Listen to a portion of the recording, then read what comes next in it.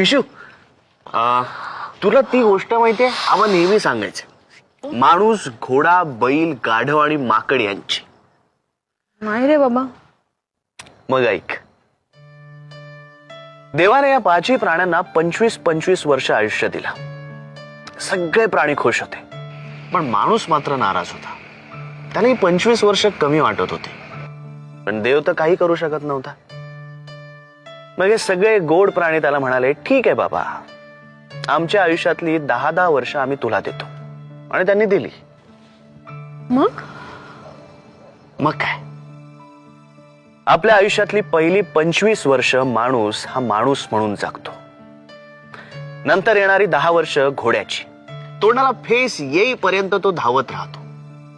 सगळं जग त्याला आपल्या टापांखाली तोडवायचं असतं.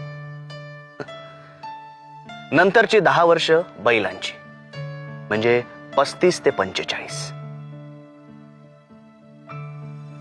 गेल्या 10 वर्षात जे काही कमवलंय ना, ती ओझी पुढे ओढत राहायचं. मान खाली घालून शेत नांगरत राहायचं, की बाबा आज ना उद्या इथे धान्य पिकेल आणि आपले येणारे दिवस बरे जातील.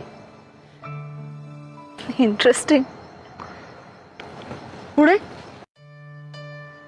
45 ते 55 गाढवाची वर्ष सुरू होतात.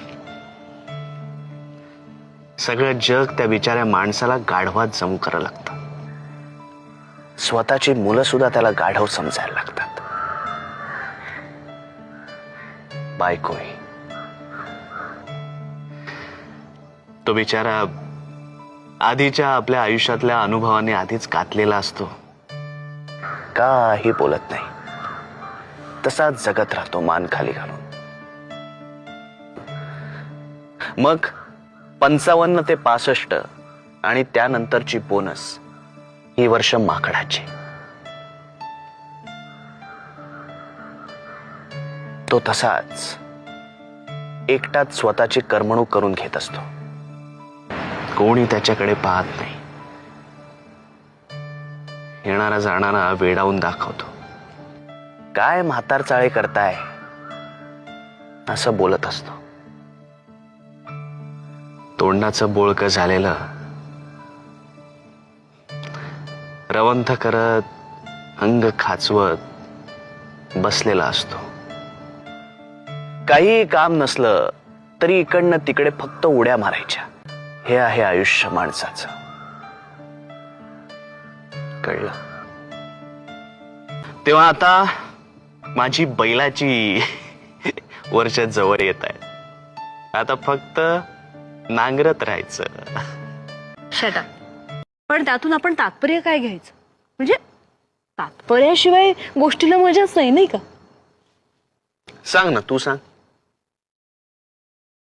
तात्पर्य असं की लोकांनी आपल्याला माकड किंवा गाढव समजण्याआधीच आपली बेगमी करून ठेवायची. कोणाचीही गरज लागणार नाही अशी भावी काळाची गुंतवणूक करून ठेवायची. आपल्या सगळ्या गरजा पैशांनी भागत नाहीत विशू.